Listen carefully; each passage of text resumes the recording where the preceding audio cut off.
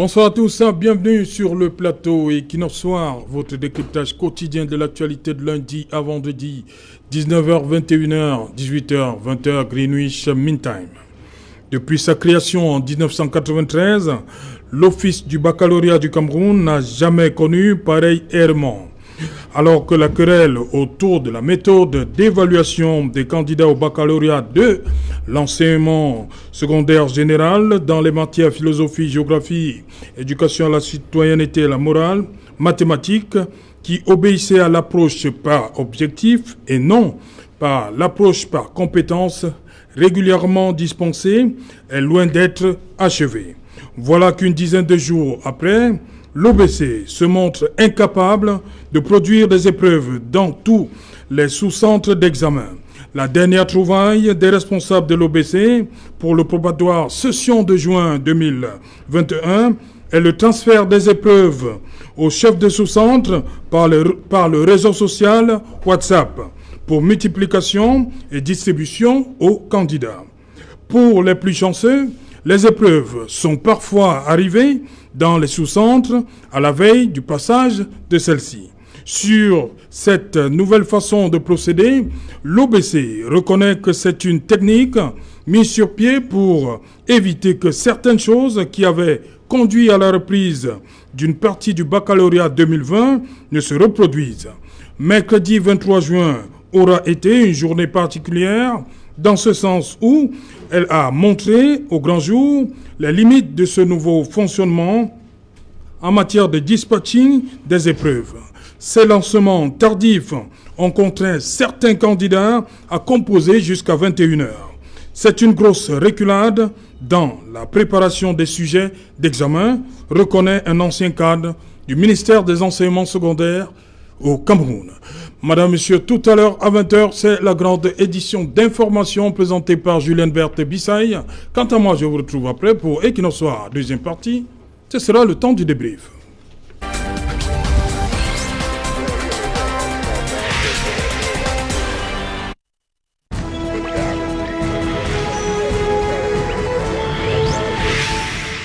Examen officiel, les scandales s'enchaînent. Pour en parler, nous avons invité en plateau ce soir Yves Abama. Bonsoir Yves. Bonsoir Serge Alain, bonsoir aux co-panélistes et bonsoir à vos milliers d'auditeurs.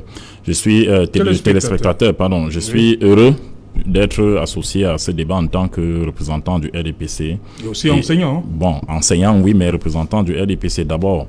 Donc nous sommes là pour lutter contre la désinformation, la manipulation et la jactance qui caractérisent certains acteurs politiques. Il faut éclairer les Camerounais et nous viendrons toujours chaque fois que nous sommes appelés. Voilà, merci. Bonsoir Maurice Diongo. Bonsoir. Je ne suis pas quand même très content d'être ici. Lorsqu'il y a eu... Vous voulez repartir? Non, parce que quand on a dit qu'il y a des sujets PPO qui sont arrivés dans l'APC, nous avons cru que c'était juste une base. On n'a pas vidé là. On avait oublié de viser la base. On n'est pas encore dans le sujet. On est dans les civilités. Oui. Bonsoir, bienvenue. Bonsoir, merci beaucoup. Oui, ça fait un bon bout. Hein. Bien sûr, comme je le dis. Vous êtes là, les examens, on en parle tout à l'heure. D'accord, PPO, merci. APC. D'accord. Vous êtes enseignant. Expert APC. Expert APC. Je voulais ajouter ça. Merci, bienvenue. Bonsoir, Raphaël Ndougo. Merci, c'est Jalot de me convier encore une fois de plus sur le terrain de votre majesté. Vous êtes coach. Le coach qui, bien entendu, invite ou alors convoque les joueurs, chacun à son niveau, et décide quel est le couloir dans lequel le joueur doit évoluer.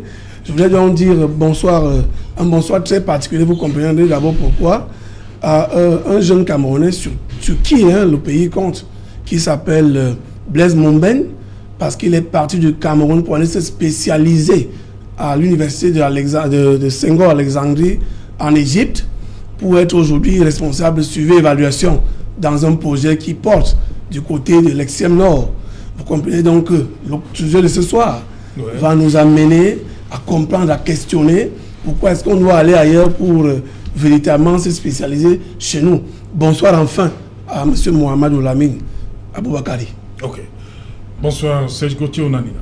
Bonsoir Serge Alain, Bienvenue bonsoir. Une fois de plus, ça fait un bon bout aussi. Bah oui, ça fait un bon bout sur Equinox, mais pas un bon bout dans la communication et dans la prise de parole publique. Je voudrais vous remercier, Serge Alain, de me convier à nouveau à ce café politique, café intellectuel, mais surtout dire un bonsoir particulier, peut-être coup de gueule au passage, aux opérateurs de téléphonie mobile qui font 500 milliards de bénéfices, mais qui font passer le coût, qui maintiennent le coût alors que le service a changé.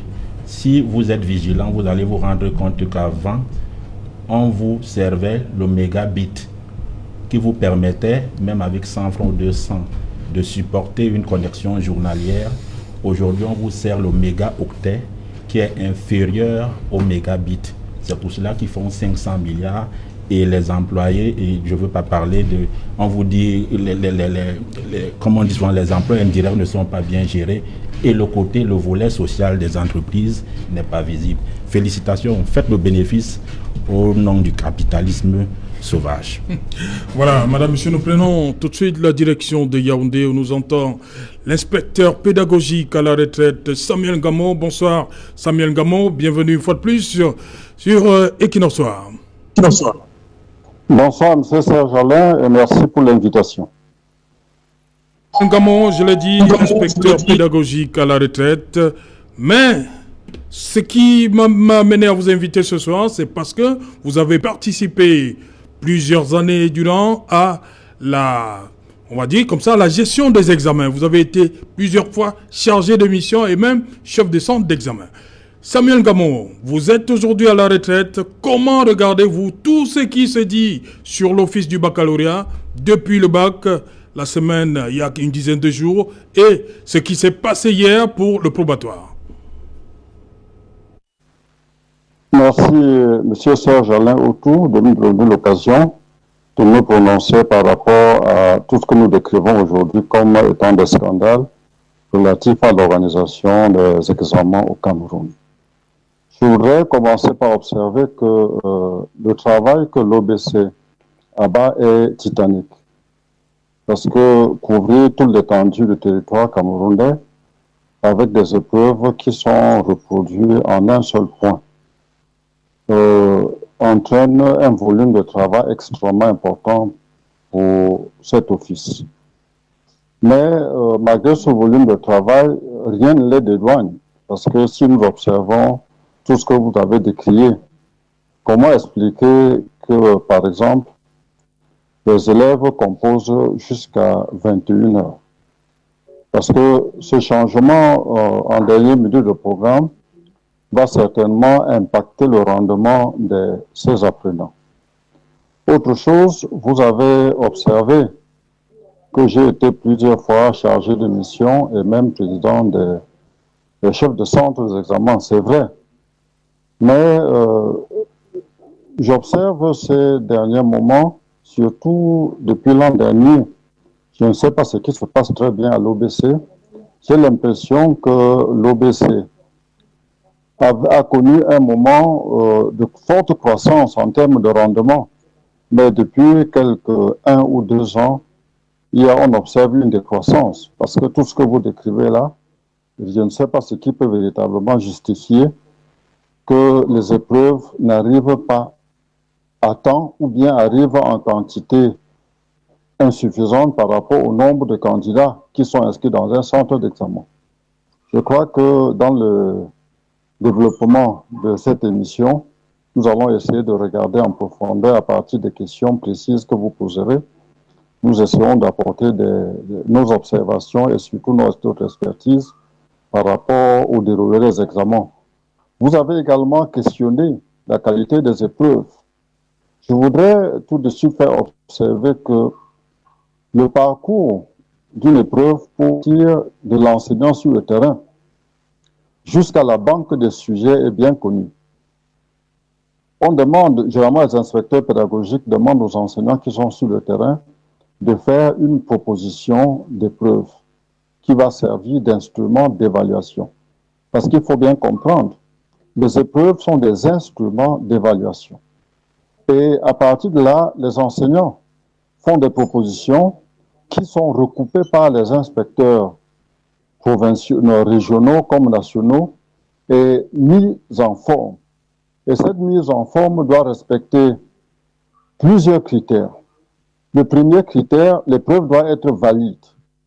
Et lorsqu'on parle de validité, il faudrait que l'épreuve mesure exactement ce qu'elle est censée mesurer. L'épreuve doit être fiable. L'épreuve doit être sensible. Fiable veut dire quoi? Lorsque vous allez, je vais prendre un exemple terre à terre pour qu'on se comprenne. Lorsque vous allez chez votre boucher du coin, et si sa balance affiche 1 kg, il faut exactement que vous ayez 1 kg de viande dans votre panier. Cela veut dire également que l'instrument de mesure qu'on a conçu pour évaluer les apprentissages chez les élèves, qu'on appelle épreuve, doit être fiable, de telle manière que l'élève qui a composé dans les conditions normales, et si après correction, il obtient un score de 10 sur 20, il faut effectivement qu'à travers cette épreuve, que son niveau soit moyen. Et s'il obtient un score de 14 sur 20, il faudrait qu'on apprécie qu'il a un niveau bien. Donc voilà la notion de fiabilité. Mais si vous construisez un instrument de mesure qu'on appelle épreuve et soumis à l'apprenant qui a un niveau très faible et après correction, on se rend compte que son score est égal à 14 sur 20 par exemple, cela veut tout simplement dire que votre épreuve n'a pas été fiable. Également, un autre critère qu'on attend d'une épreuve, l'épreuve doit être sensible. Sensible sur le pouvoir, la sensibilité renvoie au pouvoir discriminant de l'épreuve. Capable de partager deux candidats qui sont des niveaux même approximatifs. Il faudrait que l'instrument de mesure qui est l'épreuve permette cette distance, cette sensibilité, permette donc de bien les différencier. Et maintenant, vous avez également évoqué la notion d'approche par les compétences pour faire observer, et les élèves se plaignent, j'en ai rencontré plusieurs, les enseignants également, que cette année, j'ai devant moi l'épreuve d'éducation à la citoyenneté. Quand je lis en classe de terminale C, je lis le sujet 1, la coopération bilatérale Cameroun-Grande-Bretagne. Et comme consigne de travail, le candidat doit relever les aspects de cette coopération, les avantages et les problèmes. Lorsqu'on observe très bien cette épreuve, j'ai suivi les commentaires de beaucoup de journalistes et même de certains enseignants qui disent que cette épreuve rentre dans ce qu'on appelle de l'approche par les objectifs. Je veux dire non. Non, il ne s'agit pas là d'une épreuve qui rentre dans ce canevas. La reculade est beaucoup plus importante. Nous sommes là dans un type d'approche par les contenus. Ce qui veut dire qu'on a reculé d'environ plus de 20 ans. Parce qu'il faut vous rappeler, lorsque nous, par exemple, lorsque nous étions au lycée, nous, on fonctionnait et tous les programmes étaient conçus selon l'approche par les contenus. C'est pour cela que l'intitulé, lorsque je vais me référer, par exemple, au SVT, que je maîtrise un peu, le titre, c'était quoi? Le paludisme, le choléra, la coopération Grande-Bretagne, ceci, ainsi de suite. Vous voyez que là, c'est une approche par les contenus. Et lorsqu'on a une approche par les contenus, il s'agit d'un développement sans limite. La limite est imposée ici par le parcours. Oui, Samuel Kama, on va revenir à vous. On va permettre aux autres panélistes de placer un mot, ce qui nous réunit aujourd'hui. On a fait un débat sur ce qui est arrivé au bac 2021. Mais le probatoire 2021 nous amène également à organiser ce débat. Je commence par vous, Yves Abana. Des épreuves à Bamawi, des épreuves qui n'arrivent pas à temps et à un nombre insuffisant. Comment comprendre que c'est de la reculade, comme a dit reconnu un ancien chargé de mission? Bon, qui a marché jusqu'ici, comment comprendre qu'en 2021, on en arrive à ce genre de problème? Voilà, je ne vais pas nier un certain nombre d'éléments que monsieur l'inspecteur a donnés, oui. Mais je vais demander qu'on essaie de relativiser parce que je trouve que les mots utilisés sont très forts. Quand on dit qu'on a reculé de 20 ans parce qu'il y a eu des retards, des épreuves ont connu un certain retard, je trouve que c'est excessif et je vais vous dire pourquoi. Dans le cadre de l'organisation des examens, il peut arriver que par rapport à un certain nombre de dysfonctionnements, on ait du retard. Les dysfonctionnements peuvent survenir dans un centre. Et là, vous allez vous rendre compte que dans ce centre, on commence peut-être l'examen à 8 heures. dans un autre où tout a été fait à temps, on n'a rien connu, où il y a par exemple eu du retard, on commence à 9h. D'accord? Ça peut arriver dans les opérations matérielles. Qu'est-ce qui explique qu'on compose jusqu'à 21h, monsieur? Voilà, j'en arrive. Maintenant, on peut avoir d'autres dysfonctionnements qui sont externes au centre. C'est-à-dire quoi? Par exemple, à quelques heures, quelques jours de l'examen, peut-être on a des informations qui font état de ce que des fuites, des épreuves auraient fuité. Et à ce moment-là, la structure en charge d'organiser est obligée de reprendre. Il faut sauver la qualité des examens. On peut reprendre, vous voyez. Et quand on reprend, vous voyez, l'inspecteur lui-même a dit tout à l'heure, c'est une grande machine. Il y a beaucoup d'opérations à faire. Il faut couvrir l'étendue du territoire. Vraiment, en 48 heures, ça ne peut pas suffire. Et il est possible, parce que les épreuves sont censées être dans les centres 48 heures avant. Or, il est possible qu'on ait ce genre de soupçons. Vous êtes sûr que c'est ce qui s'est passé? Non, je suis en train de conjecturer. Je n'affirme rien. Voilà. Je prends ces éléments pour vous dire. Les chefs de centre seront dans les délégations. Vous savez ça? Justement, ça, je le sais. Je suis en train de conjecturer pour vous dire qu'il est possible à tout moment qu'on ait un sentiment de fuite et que pour sécuriser, pour sauver les examens, qu'on prenne des décisions radicales. Qu'est-ce qui nous dit qu'une décision radicale n'a pas été prise pour sauver les examens? Qu'est-ce qui nous le dit? Donc, n'allons pas très vite. Et je veux rappeler que monsieur l'inspecteur l'a dit, l'organisation des examens est très lourde. Vous voyez? Même des pays qui ont une tradition millénaire dans ces choses-là ne s'en sortent pas. Allez-y, allons prendre des exemples, là on aime aller les prendre. Est-ce qu'il y a eu une session de bac, par exemple, en France, sans qu'on ait eu de couac? La session 2021 dont je vous parle, on a ce genre de choses. En 2017, l'épreuve de philosophie au bac, elle commence avec un retard. Vous voyez, on n'en a pas fait tous les grands titres. Non, ça peut arriver. La structure est tellement lourde que la descente, la matérialisation des éléments sur le terrain peut freiner un certain nombre de choses, pour créer ces retards-là. Et il ne faudrait pas qu'on commence à nous dire non, le Cameroun est le premier pays sur la terre où on a eu des retards et du coup, un retard sur l'épreuve est arrivé et c'est la fin du monde. Non. Il y a des choses qui peuvent arriver, nous devons les comprendre. Et dans ce cas, j'insiste à dire que la situation n'est pas si grave que ça. Serge Kotionen, la situation n'est pas si grave, de votre point de vue? Ce qui s'est passé hier? Serge Alain Otto, pour composer et déposer les dossiers à un examen officiel, si vous ne respectez pas les délais, vous payez les pénalités. Ezeka, Yaoundé, c'est 135 km.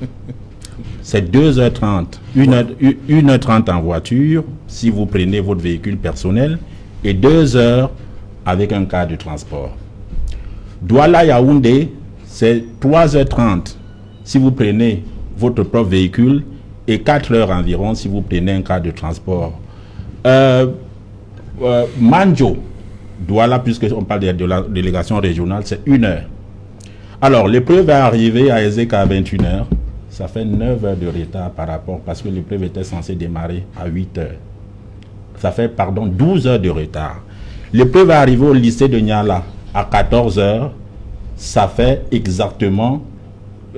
lycée de Niala est parti d'où pour arriver à 14h? Je ne sais pas d'où elle est partie, mais elle est arrivée à 14h. Mais puisqu'on dit que les chefs de sous-centre doivent être dans les délégations départementales le matin pour récupérer les épreuves. Serge Alain pour recouper l'information. Donc si le lycée de Nialala, oui, il est bilingue, je crois. La délégation est... l'épreuve va arriver à 14h. Une épreuve qui était censée... Ces informations-là sont réelles? À partir du moment où... C'est une très bonne question. Non, je vous la pose. À partir du moment où vous savez déjà que les épreuves sont arrivées en retard, ça veut dire que les informations ne sont pas fausses. Non. Maintenant, vous exagérez. J'exagère toujours. Sauf que vous n'allez pas me dire, supposons même que ce soit faux. Qu'est-ce qui explique que pour 8 heures, pour 1h30 de voyage, on fasse 12 heures de retard? Je vous dis qu'il y a des facteurs qui peuvent expliquer ce genre. L'épreuve est arrivé à 15 heures. Moins 8 heures, ça fait 7 heures de retard. 14 heures pour Niala, moins 8 heures, ça fait 6 heures de retard. En 2020, Serge Alain Otto, c'était la fraude. L'eau a fuité. En 2021, on est rentré à l'âge de la pierre taillée. Vous avez dit reculade.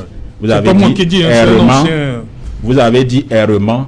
Vous avez dit... Jamais connu depuis 93. Incapacité. Moi, j'ajoute navigation à vue, tâtonnement impréparation, manque, défaut de planification mais et défaut de planification. À l'office, on dit que c'est pour éviter ce qui s'est passé l'année dernière. Je vais donc vous démontrer que c'est défaut de professionnalisme et impréparation. Ce n'est pas moi qui dirige le Cameroun, c'est le président Paul Biya, le président de la République, le président national du RDPC, qui invite les Camerounais depuis une décennie à maîtriser les nouvelles technologies, les technologies de l'information et de la technologie. Si l'épreuve est censée arriver via WhatsApp, puisque c'est le nouveau mécanisme pour éviter que ça fuite, vous m'avez écrit et je vous ai répondu systématiquement aujourd'hui. C'est ça WhatsApp, c'est-à-dire que les réseaux sociaux, vous êtes de l'autre côté du bout du monde, c'est systématique. Si ici, il faut que vous soyez connecté. Hein. Oui, bien sûr. Aujourd'hui, c'est parce que vous étiez connecté. Oui, mais c'est Jalem Auto. Ce qu'on ne vous dit pas ou qu'on a oublié de vous dire, parce que ne pas vous dire, c'est avoir la mauvaise foi. Qu'on a oublié de vous dire, c'est que les réunions aux examens, les examens sont précédés par les réunions préparatoires. D'abord, pour aller même plus loin, Minesec, office de bac, le Minesec, c'est lui qui définit le calendrier scolaire, qui fait le découpage, qui arrête les dates, qui fixe le moment de... Donc, c'est une préparation qui a lieu. On ne peut pas nous dire que... Première chose. Deuxième chose, on nous dit que le président de la République qui nous a dit maîtriser les nouvelles technologies de l'information et de la communication. Je constate qu'au Minesec, même le petit WhatsApp là les dépasse. Oh là. Ben oui. Vous dites, oh là, ben c'est le fait. Et je vais aller même plus grave. Est-ce que vous avez mesuré le choc psychologique d'un enfant qui attend une épreuve à 8 heures et qui l'obtient à 21 heures? Est-ce que vous avez évalué les questions de sécurité? Et l'obtient à 21 heures et compose jusqu'à quelle heure? Vous êtes dans l'exagération. Je ne suis pas dans l'exagération. L'épreuve va arriver à 21 heures. C'est de la politique, il faut arrêter ça. Ben, je vous parle, est-ce que c'est moi qui ai inventé? L'épreuve va arriver à 21 heures à Ezeka. Et il a composé de 21 heures à quelle heure? Même s'il n'a pas composé, l'épreuve va arriver, il l'a attendu. Si cet élève n'a même pas composé et qu'on les fait rentrer au-delà. Non, on dit qu'ils ont composé jusqu'à 21h. Voilà. Question de sécurité. On dit que l'épreuve est quand même arrivée avant. On sait que les enfants de la classe de première, du secondaire sont de plus en plus jeunes aujourd'hui, je parle sous votre contrôle, et très fragiles. Ils n'ont pas le droit d'utiliser les téléphones portables, ils les laissent systématiquement à la maison. Pouvez-vous imaginer le seuil de panique des parents? Pouvez évaluer les questions, le risque sécuritaire? Vous pouvez... Cher Bama dit que ça peut arriver. Écoutez, ça arrive. Moi j'ai un problème, Serge Alain, j'ai un problème avec les justifications de mauvais exemples. Oh, le voisin est infidèle. Là-bas, le voisin était infidèle avec sa femme. Sa femme a toléré. C'est pour dire que le Cameroun n'est pas une île. L'infidélité, là, ce n'est pas un problème. Vous voyez un peu la gouvernance par la justification et l'excuse. Okay. Voilà. Il faut excuser. Voilà, merci. Raphaël Ndougou, cette situation 2021, comme j'ai dit, comme c'est écrit là, des scandales qui s'enchaînent. Le bac, maintenant, c'est le probatoire. Il y a un adage dans mon village qui dit, je vais vous le dire en français pour ne pas déranger les téléspectateurs. Lorsqu'une guerre est préparée, ça ne tue pas les vieillards. Lorsque une guerre qu'on a préparée, oui. On prend la peine d'enlever les vieillards et les amener à l'abri et les handicapés pour que ces derniers ne soient pas tués par les armes. Ça veut donc dire quoi? Ça veut dire qu'on a préparé une guerre, on enlève les personnes invalides et on les case quelque part. C'est pour dire quoi? C'est pour dire que le probatoire aujourd'hui, le baccalauréat haute, on prépare tous ces événements-là en tout début d'année scolaire. Je parle comme parent, pas comme enseignant, encore moins un spécialiste, mais pour dire que quand on a préparé ces examens-là, on prend toutes les dispositions nécessaires. Ouais. J'aurais bien voulu qu'on me dise que c'est dans le logo des Chari qu'il y a eu le retard. Oui. Mais il parle du lycée de Niala. Encore là, c'est une information que je prends à l'instant. Oui. Et je ne sais pas comment ça se passe. Je ne sais pas comment ça se passe pour qu'on en arrive là. Donc, du coup, on a un problème. La délégation régionale, c'est à Bonanjo, non? On a un problème. C'est à Bonanjo. On part de Bonanjo pour Niala, on arrive, on prend. Oui, il y a les embouteillages. Les embouteillages, pour arriver à quelle heure? Pourquoi on n'a pas envoyé par WhatsApp? En attendant que le maire nous enlève les gens sur le trottoir, il y a les embouteillages. Oui. Je ne justifie absolument rien. C'est pour essayer de dire que les deux entités qui ont la charge, dont le ministère ici, et puis l'OBC là-bas, je crois qu'il y a un problème de synergie qui frôle là. Il y a quelque chose qui ne va pas.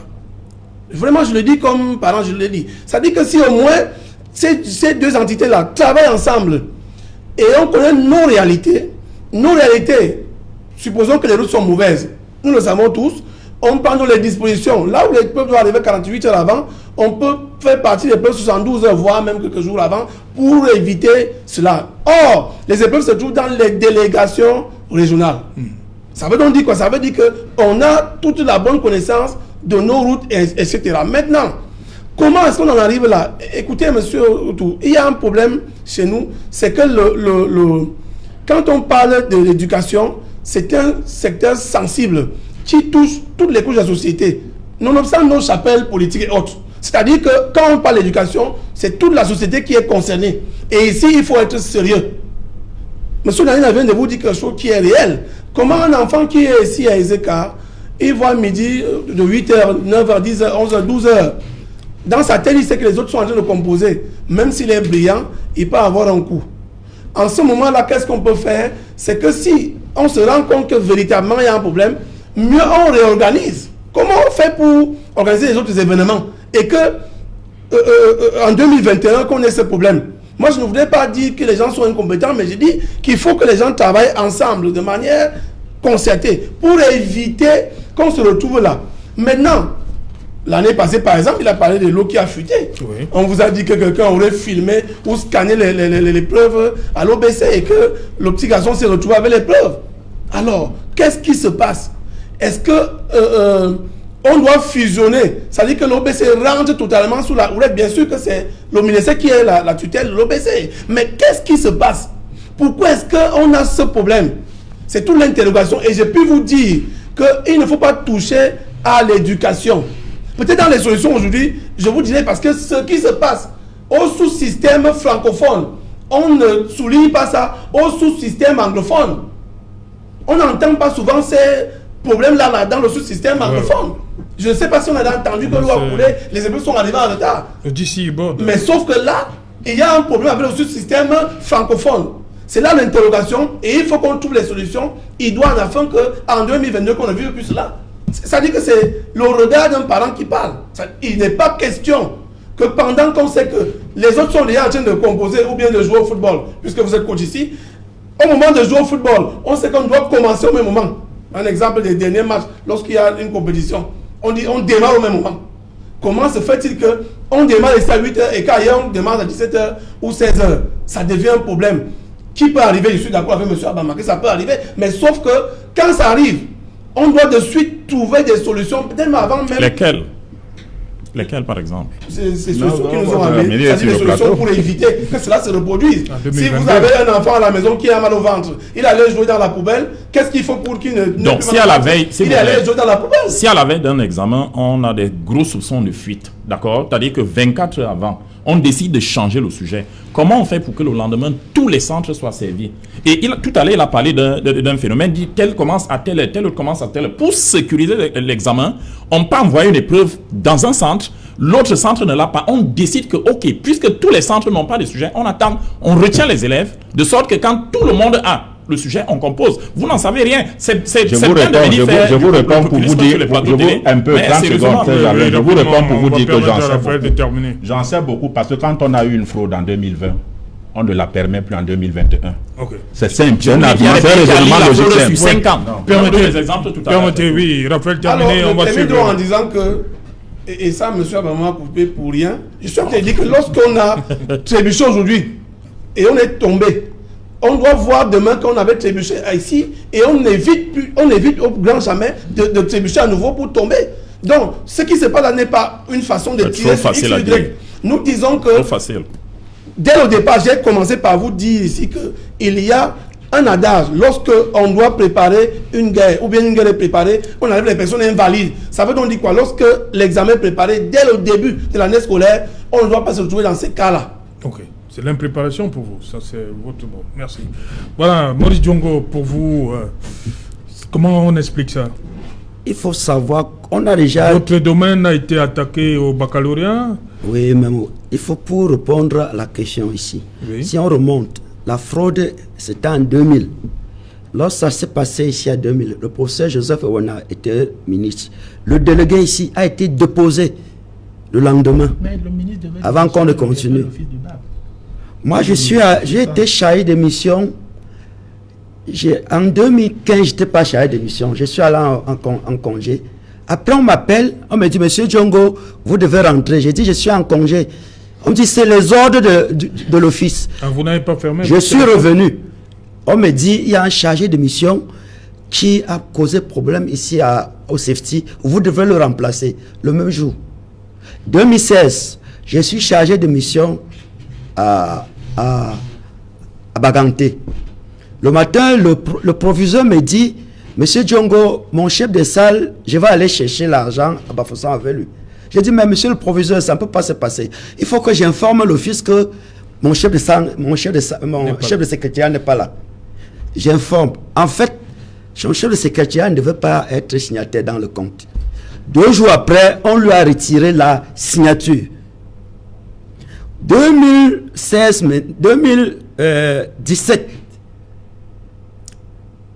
Mais les listes sortent. Nous avons près de 15 inspecteurs qui ne sont pas allés charger de mission. Qui ne sont pas allés charger de... On va y arriver. Qui ne sont pas chargés de mission. On les a enlevés. Mais j'ai dit, mais qu'est-ce qui ne va pas? Je pars alors président de jury, puisque on monte graduellement. Mais je retrouve des chargés de mission dans des centres les plus grands. Ce sont des censeurs de TA qui sont des chargés de mission technique industrielle. Et elle est chargée de mission. Nous étions 3 présidents de jury. Généralement, ils devaient travailler avec nous. Elle fuit. Qui, elle? Le chargé. Ça dit que c'est... Est-ce qu'elle pouvait venir travailler? Pourquoi? Puisqu'elle ne connaît pas les tâches qu'on doit faire. Ça dit que nous, c'est à partir de cette date que nous avons vu le système prendre de l'eau. Le système prendre de l'eau. Oui. Je peux vous jurer qu'il y a eu... J'ai été invité... Est-ce que vous avez saisi la hiérarchie? Non, on écrit toujours. On écrit. Je pense que ces derniers temps, quand on écrit, on n'applique pas. Oui. Chaque fois que j'ai été chargé de mission, avant 2017, j'ai souvent donné des demandes d'explication au proviseur. Et l'office a demandé, j'ai signé, c'est parti. Oui. Vous voyez? Donc, depuis un certain temps, il y a eu la gestion des ressources humaines a pris de l'eau. Oui. Quand vous prenez la directrice adjointe qui est dans notre secteur, en temps normal, elle devait être des techniques industrielles. Bon, maintenant on l'a pris à censeur pour venir mettre là. Alors qu'il y a des gens qui suivent, qui ont passé toute leur carrière à l'office. Donc vous dites que c'est un problème de gestion des ressources humaines.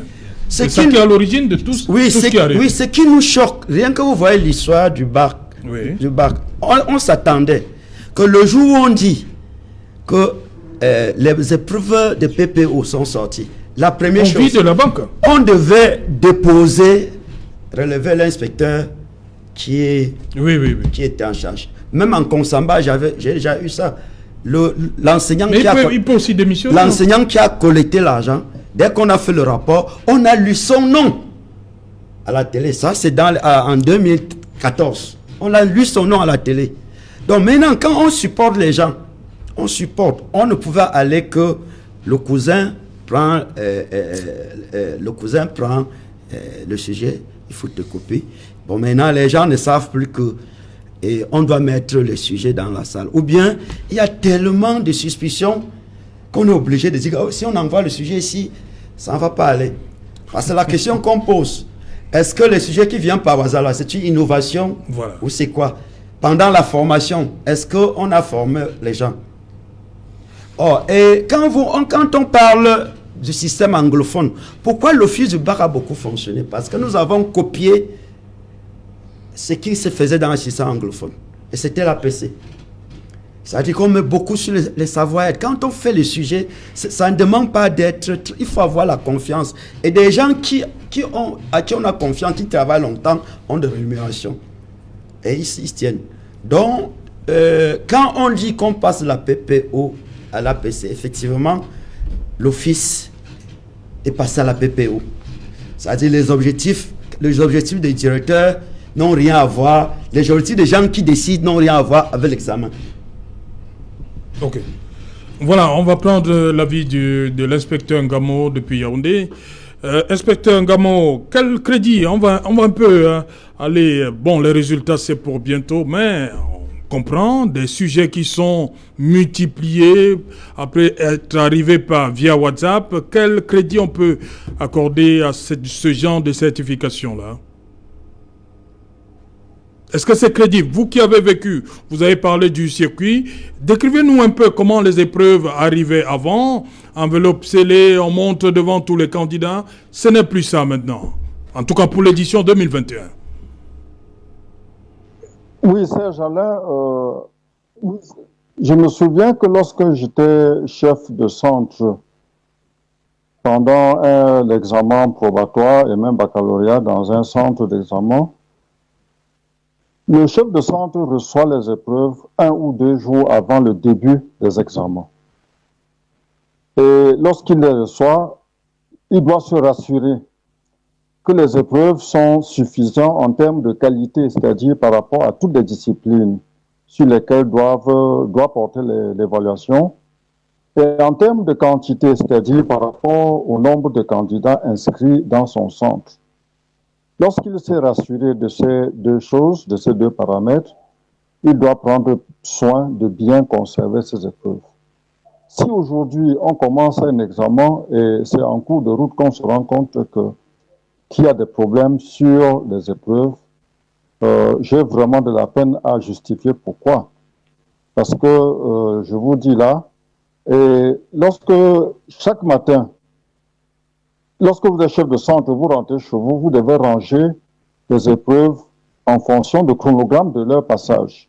Savoir que les lundis, voici les épreuves de lundi, dans un carton bien scellé, les épreuves de mardi. Et chaque matin, vous revenez dans le centre d'examen avec ces sujets bien enveloppés et scellés.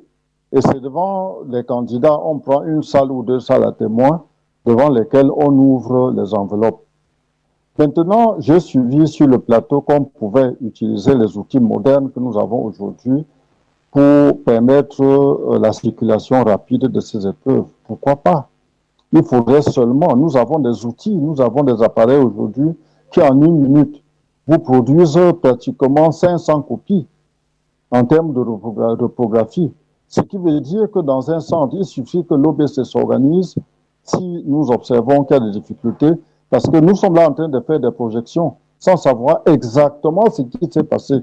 Parce qu'il faudrait qu'il y ait une bonne analyse pour savoir ce qui s'est passé. Et c'est par rapport à cela qu'on peut faire des propositions objectives. Mais par rapport à l'utilisation des instruments actuels de communication, il est bien possible. Si chaque grand centre est doté des appareils de reproduction, on peut, 15 minutes avant le début de l'épreuve, alors que tous les élèves sont déjà dans les salles, faire parvenir le fichier et la reprographie se passe sur place et on dispatche. Mais vous comprenez tout de suite que cette proposition a des limites. Nous avons des coins où on n'a pas de lumière. Qu'est-ce qu'on va faire en pareille situation? Vous faites une bonne programmation et Noah arrive avec son jeu permanent. Qu'est-ce qu'on va faire en pareille situation? C'est pour cela que je dis qu'il est extrêmement difficile. Le cas des écarts est patent. Parce qu'un décalage de près de 3 heures de temps, c'est même pédagogique. Il faudrait bien qu'on se rende compte. Parce qu'il faudrait que les responsables des amants sachent prendre des mesures adéquates. Si vous vous rendez compte qu'à la dernière minute, comme j'ai suivi un collègue le dit sur le plateau, qui a fait des preuves, qu'est-ce qu'on fait? La solution n'est pas de décaler pendant 3 ou 4 heures. On peut facilement. Et là, à l'OBC a autorité de dire que l'épreuve X est annulée et on la reprogramme à la fin de la composition. Parce que lorsqu'on fait retarder les apprenants qui sont prêts à composer à 14 heures, ils doivent rester en salle parce que en ce moment, personne ne doit sortir de la salle, puisque dans les autres parties du territoire, la composition a commencé. Il faudrait qu'ils restent sur place. Attendre sur place pendant 3 heures, 4 heures, ils perdent la motivation, ils arrivent fatigués lorsque l'épreuve doit commencer, et cela doit impacter leur rendement. Donc voilà des situations qu'il faudrait absolument revoir. Et je ne sais pas maintenant comment, quelle touche on va apporter pour réparer ce préjudice, comme a dit M. Gauthier tout à l'heure. parce qu'effectivement, il y a préjudice et il faudrait qu'il y ait réparation. Donc, il faudrait que l'OBC revoie avec beaucoup de minutie, comme disait l'inspecteur Ndjogo, les intervenants dans la chaîne des examens pour qu'ils soient choisis en fonction de leurs compétences. Et je ne doute pas qu'au niveau de l'OBC, il y a des compétences pour cela. Et qu'on regarde également aussi tous ceux qui interviennent dans la chaîne de production des épreuves pour qu'ils soient vraiment, qu'ils aient la tête, la main à la pâte, la tâche à l'œuvre, la tête à l'œuvre pour qu'on n'observe plus ce genre de reculade. Parce que tout à l'heure, j'ai observé un collègue qui dit qu'il n'y a pas de reculade. Il y a effectivement reculade. On ne peut pas, il y a 20 ans, abandonner l'approche par le contenu. On tombe dans l'approche par les objectifs. Aujourd'hui, nous sommes aujourd'hui dans l'APC et on revient sur une épreuve de 2021 pour observer qu'il y a des sujets qui sont bâtis suivant le modèle des approches par le contenu. Ça ne marche pas. Nous ne disons pas que c'est la fin du monde, mais nous disons qu'avec l'évolution que le BC avait déjà connue, ce genre d'erreurs-là doivent être évitées. Et lorsque je regarde ce genre de problème, je me rends compte qu'à un certain niveau, quelque chose n'a pas marché. Et ce niveau doit être au niveau peut-être de la banque des sujets. Parce que est-ce qu'on a véritablement vidé toute la banque des sujets de l'OBC? Je ne le pense pas. Parce que si on avait vidé la banque des sujets de l'OBC une fois que les classes terminales entraient dans l'approche par les compétences, je ne pense pas qu'on devait retrouver encore dans ces sujets des épreuves conçues selon l'approche par les contenus. Donc voilà ce que je peux dire par rapport à cela, M. Serge-Alain. Mais je reste prudent parce qu'il faudrait qu'on examine, qu'il y ait une véritable commission d'enquête, cette fois-là sérieuse, qui va vraiment produire des résultats pour savoir effectivement qu'est-ce qui s'est passé pour qu'une épreuve prévue à 14 heures débute 3-4 heures plus tard et que les apprenants composent jusqu'à 21 heures. C'est inadmissible pour un système éducatif sérieux. J'attends mieux de notre système. Reconnaître que ces dysfonctionnements méritent d'être sanctionnés. Hein. Vous dites que ça peut arriver, vous accordez des circonstances. Oui, je préfère vraiment. Est-ce que cette méthode-là, comme je dis, on nous dit que les chefs de centre se rendent au niveau des délégations départementales pour prendre le sujet, certains pour multiplier par là. Est-ce que c'est une bonne méthode? Bon, pourquoi les sujets ne sont plus 2-3 jours, arrivent plus dans les centres? C'est toujours parce qu'il y a eu fuite l'année dernière? Sur la question des méthodes, on peut reprendre. On peut toujours réfléchir au perfectionnement du système parce que, disons-nous, que les gens ne doivent pas avoir le sentiment à la maison que nous défendons tout et n'importe quoi. Non, on peut reprendre, on peut améliorer un certain nombre de choses. Mais ce que nous ne voulons pas, c'est de faire dans l'exagération, transformer en un problème national, ce qui peut être considéré ailleurs comme un détail. Ça, je le dis avec force et conviction, ça peut être considéré comme un détail. Je vais revenir sur quelques propos que j'ai entendus ici parce que le monsieur l'inspecteur autour de la table dit qu'il y a eu confusion, PPO, APO. Je voudrais dire à monsieur l'inspecteur que au-delà du désagrément qui a été créé aux élèves sur les sujets version PPO, vraiment un candidat normal devait composer. Il devait composer pourquoi, monsieur l'inspecteur? Vous êtes de votre posture d'inspecteur, vous savez très bien qu'il n'y a pas une rupture entre la PPO et l'APC. Il n'y a pas de rupture. D'accord? L'APC intègre, utilise même les mécanismes de la PPO. Ça, je vous le dis. Vous savez, et c'est pour ça que les épreuves, pas certaines, sont faites en 2 rubriques. Hein. Il y a la première rubrique qui est l'évaluation des ressources. Il y a la deuxième rubrique qui est l'agir compétent. Et maintenant, quand nous enseignons dans les classes, qu'est-ce que nous enseignons? Nous enseignons les savoirs. Nous enseignons les notions. D'accord? Et maintenant, pour arriver à réaliser une compétence, l'enfant doit fédérer tous ces savoirs qu'il a déjà. Donc, si on vous interroge sur des savoirs que vous avez déjà, vraiment, vous ne pouvez pas ne pas composer au prétexte que l'épreuve serait venue sous une autre forme. Non. Et je pense que Madame le ministre l'a très bien dit, une approche est une approche. Une approche est une approche. On aurait eu un problème plus grave s'il y avait eu rupture avec les contenus. Mais du point de vue de la forme, du point de vue des contenus, on est resté dans ce qui se fait. L'approche n'a pas été l'approche idoine. Cela a mis des candidats mal à l'aise. Et vous avez suivi Madame la ministre qui l'a dit. Il y a une commission qui va se réunir pour voir comment traiter ces choses de manière à ne pas pénaliser les enfants. Mais n'en faisons pas un problème. À quoi ça sert encore cette commission, puisque vous dites que l'approche, c'est l'approche. L'approche, c'est l'approche, c'est l'approche. Pourquoi? Non, il y a un problème. On ne dit pas non, il y a un problème. Mais vous dites que il y a un problème. Saint-Jean, il y a un problème, comprenons-nous bien. Il y a un problème. Sauf que la tendance à vouloir en faire une affaire, je ne sais pas, peut-être la fin du monde. Mais cette tendance-là est à dénoncer. Pourquoi? Parce qu'on Yves Bama, les enseignants se plaignent, les candidats se plaignent. Je suis enseignant, je m'en suis plaint. Oui. Je m'en suis plaint. Je dis, mes élèves... Pourquoi Je ne nie pas. Mes élèves devaient aller composer d'après telle approche. Oui. Telle autre approche est venue. Mais dans les enseignements que nous faisons en classe, nous utilisons les deux approches. On utilise les deux. C'est interdit, c'est interdit. Monsieur l'inspecteur, vraiment, je ne sais pas quelle est la discipline que vous enseignez. Moi, je suis professeur de français. C'est interdit. Attendez, je vous prends un cas concret. Quand j'enseigne, je prends un module, d'accord? Peut-être le module vie économique, parce que chez nous, c'est APC par les situations de vie. Dans ce module-là, j'ai une leçon de grammaire, j'ai une leçon d'orthographe, j'ai une leçon de vocabulaire, j'ai une leçon de ceci. Toutes les leçons-là, je les enseigne à mon enfant pour qu'à la fin de la séquence, il soit compétent dans un travail que je vais lui donner. Et s'il vous plaît, dans l'enseignement de chacune de ces notions, j'utilise la pédagogie par objectif. D'accord? Pour lui enseigner les ressources. Et maintenant, lui, s'il vous plaît, lui, quand il vient à la fin de la séquence, face à une tâche que je lui ai donnée, il convoque tous ses savoirs pour la construire, pour la réaliser. Ça veut dire quoi? Ça veut dire que s'il arrive sur une épreuve et qu'il n'y a que la partie, on l'a interrogé sur uniquement les ressources, il n'y a pas la forme de l'épreuve telle que l'APC le veut. Vraiment, oui, il est pénalisé, mais est-ce qu'il est pénalisé vraiment au point de ne pouvoir rien écrire? Monsieur l'inspecteur, on ne peut pas dire, on ne peut pas répondre par l'affirmative. De toutes les façons, il y a un problème, mais le problème n'est pas aussi grave que certains veulent nous faire croire. Il est grave. Merci. Il est grave. Raphaël Ndougou, le problème, il est grave, il n'est pas aussi grave. Je voudrais, APC, APPO. je voudrais dire, d'ailleurs, vous avez autour de la table, Dieu seul sait qu'il y a des enseignants ici. Je crois que je suis le seul qui n'est pas enseignant, mais je parle comme parent. Et je voudrais dire qu'au-delà de tout ce que nous avons déjà relevé ici, il est question de poser la question sur notre système éducatif de manière générale. Pour voir si véritablement notre système éducatif cadre avec nos réalités. C'est-à-dire qu'aujourd'hui, qu'est-ce qu'on enseigne à l'enfant? Est-ce que cela peut être bénéfique pour le Cameroun demain? C'est pour ça que je vous parlais de quelqu'un tout à l'heure qui allait à Alexandrie. Est-ce qu'on ne peut pas avoir des bacheliers en agriculture un jour au Cameroun? Question d'interrogation. Alors maintenant, je pense qu'il va falloir convoquer les états généraux de l'éducation dans ce pays. S'il y en a déjà eu, il faut véritablement qu'on les convoque. Pourquoi? Tout à l'heure, l'inspecteur parlait de les ressources humaines. Justement, les épreuves qui fuient là. Comment ça se fait pour que les épreuves fuient justement?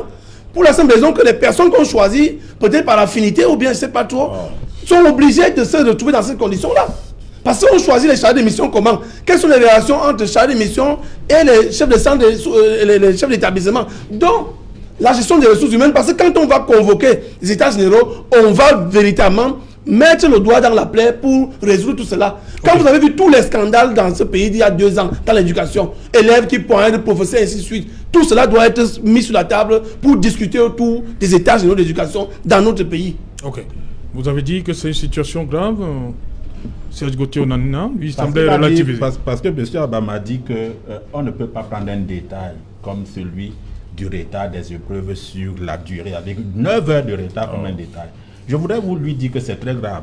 Quand on parle de la crédibilité, il s'agit là de la question de la crédibilité de nos certifications. Les savoirs. De la compétitivité de nos Là, c'est produits. faux. Et je vous dis, c'est faux. De la compétitivité, vous répondez à qui? À lui ou à moi? À vous, je réponds que Je c'est dis faux. c'est la crédibilité de notre certification. Parce que faux. si on sait que les produits sont le produit de la tricherie, Oh le là diplôme... là. Oui, on va revenir sur là la là. crédibilité de ces diplômes-là qui seront après cette session de juin, la session querellée, il faut le dire, après le journal de Julien Berthe Bissaï qui est déjà là.